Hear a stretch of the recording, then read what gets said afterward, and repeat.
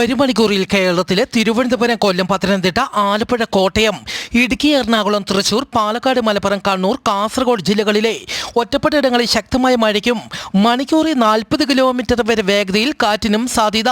കോഴിക്കോട്, വയനാട് ജില്ലകളിലെ ഒറ്റപ്പെട്ടയിടങ്ങളിൽ നേരിയ മഴയ്ക്കും സാധ്യതയുണ്ടെന്ന് കാലാവസ്ഥാ വകുപ്പ് അറിയിച്ചു.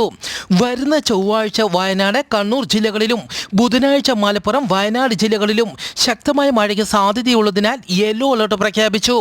അടുത്തയാഴ്ച സംസ്ഥാനത്ത് മഴ ശക്തി പ്രാപിക്കും. കേരളത്തിൽ ഒറ്റപ്പെട്ട സ്ഥലങ്ങളിൽ ശക്തമായ കാറ്റിന് സാധ്യതയുണ്ടെന്നും കാലാവസ്ഥാ കേന്ദ്രം അറിയിച്ചു.